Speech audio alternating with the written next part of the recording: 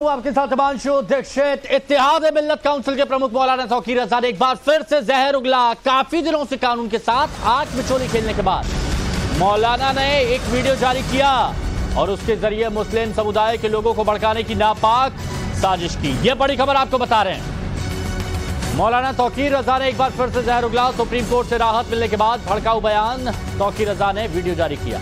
कुर्बानी का जज्बा पैदा करो, ये तौकीर रज़ा कह रहे हैं। बर्बादी तुम्हारे दरवाजों तक पहुंची है और मुसीबत की आंखों में आंखें डालने का वक्त आ गया है।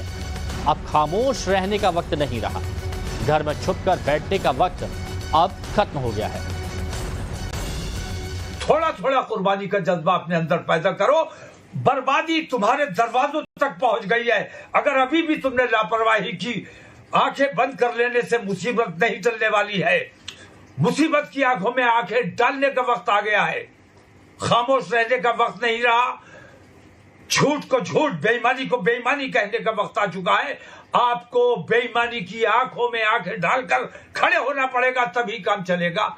आप घरों में छुपकर दबकर बैठे रहोगे तो इसी किस्म के फैसले आते रहेंगे। आपकी मस्जिदें बुलडोज की जाती रहेंगी, आपके मदारिस बुलडोज किए जाते रहेंगे, आपके बहन बेटियां बेइज्जत की जाती रहेंगी, मुर्तद बनाई जाती रहेंगी। अगर ये सब देखने के बावजूद आपके अंदर गैरत पैदा नहीं होती है तो फिर आपको आपसे कुछ भी कहने का कोई मतलब नहीं रह जाता है। तो अब आप समझ गए होंगे नफरती मौलाना क्यों कहा जाता है। मुस्लिम समाज को तौकीर रज़ा ने भड़काया। जब तक जवाब नहीं दोगे जुल्म होता रहेगा, यह तौकीर रज़ा कह रहा है। अपने मसलों की हिफाजत खुद करो। अपने बच्चों का भविष्य आपकी जिम्मेदारी है और दूसरों पर आप निर्भर मत रहो, ये तौकीर रज़ा कह रहा है। जब तक तुम अपने आप को दुरुस्त नहीं करोगे, तुम्हारे ऊपर इसी तरह जुल्म मुसल्लत होता रहेगा और ये मिन जानिबिल्लाह है। अल्लाह के अजाब से अगर निजात हासिल करनी है तो तुम्हारे आमाल तुम्हें निजात दिला सकते हैं, बाकी कोई दुनिया की ताकत तुम्हें निजात नहीं दिला सकती। अपनी मसाजिद की हिफाजत आप अगर चाहते हो कि दूसरे लोग करेंगे तो आप क्या करेंगे? अपने बच्चों का मुस्तकबिल ताबनाक बनाना है, आपकी जिम्मेदारी है। आप इस्लामी तालीमात दूसरों से कहते हैं कि अपनी बेटियों को इंग्लिश स्कूलों में मत पढ़ाओ, तुम खुद पढ़ाते हो। खुद पढ़ाते हो।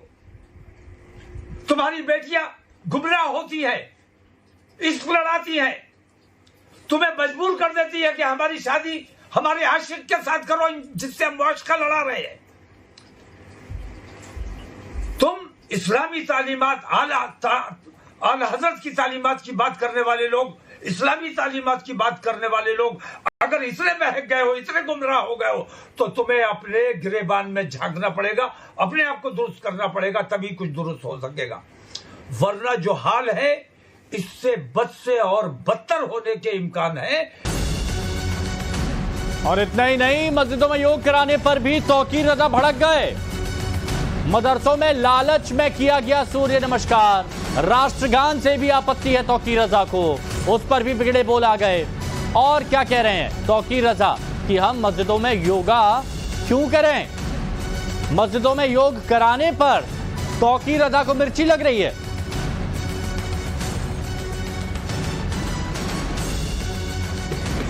शरई रूप से राष्ट्रीय गान दुरुस्त नहीं है, क्योंकि भारत भाग्य विधाता का जो लफ्ज उसमें आता है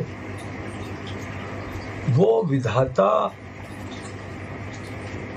एक अंग्रेज के लिए कहा गया है, जॉर्ज पेंजुम के लिए। और विधाता के असल माने जो है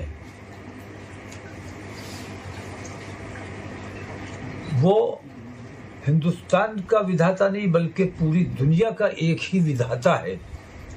पाकिस्तान का भी वही विधाता है, हिंदुस्तान का भी वही विधाता है, अमेरिका का भी वही विधाता है। तो पूरी दुनिया का विधाता एक है। तो शरई नुक्ता नजर से भी और मुल्की नुक्ता नजर से भी मैं ये समझता हूं कि राष्ट्रीय गान जो है ये गुलामी का सबसे बड़ा प्रतीक है।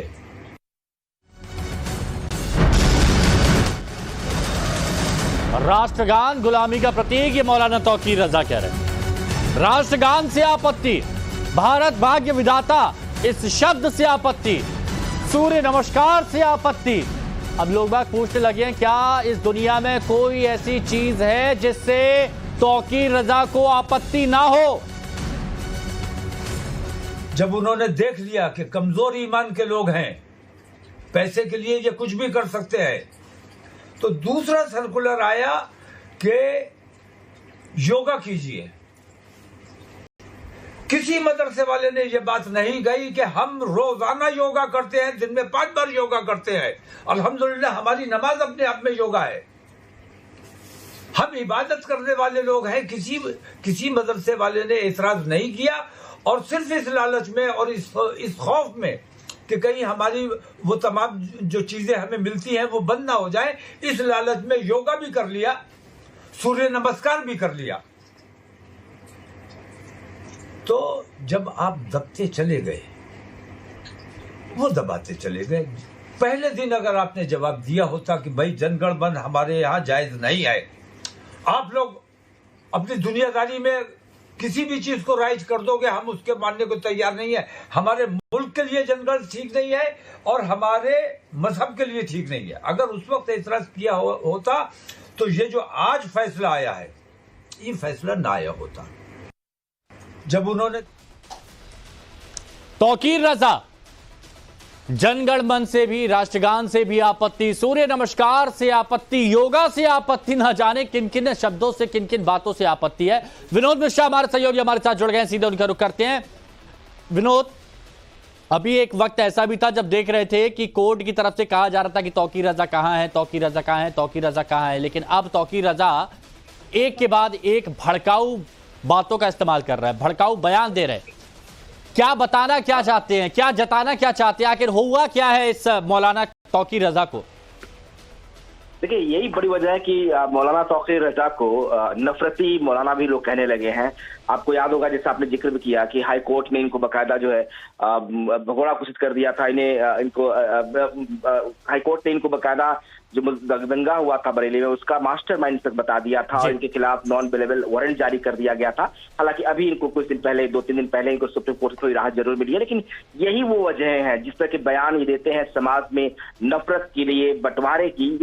यही वजह है कि बरेली में जब दंगा हुआ था तो इनकी भूमिका इस सामने आई थी। इस तरह से उन्होंने उस दौरान भी लोगों को बांटा था जिसको ऐसे दंगा हुआ था। और अब जो ये बयान दे रहे हैं, जिन मसलों को लेकर ये सवाल उठा रहे हैं, चाहे वो सूर्य नमस्कार हो, चाहे योगा हो, चाहे मदरसा हो, ये सब कुछ कोर्ट के, आप मदरसे को लेकर बात कर रहे हो, वो हाई कोर्ट का ऑर्डर था और सुप्रीम कोर्ट ने उस पर स्टे किया है। उसमें गवर्नमेंट का कोई रोल नहीं है। हाँ। योग जिसे पूरी दुनिया आज कर रही है, तमाम मुस्लिम कंट्रीज आज कर रहे हैं इस योगा को, उसको लेकर आप सवाल उठा रहे हैं, आप वंदे मातरम को लोग सवाल उठा रहे हैं। तो ये मौलानाओं की दुकान ऐसे ही चलती है। ये अगर समाज में इस तरह की बंटवारे की बात नहीं करेंगे तो ये इनकी दुकान नहीं चल पाएगी। शायद यही बड़ी वजह है कि इस तरह के लोग जो है नफरती बयानबाजी करके समाज को बांटने की कोशिश कर रहे हैं।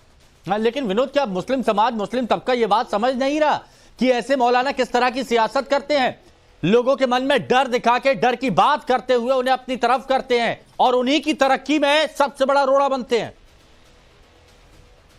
बिल्कुल वाजिब बात है। जिस तरीके के ये बयानबाजी करते हैं मौलाना, जैसा कि मैंने बताया भी कि ये इनकी दुकान भी इसी चलती है। ये मौलानाओं की स्वीकारिता जो है कुछ खास लोगों के बीच ही होती है।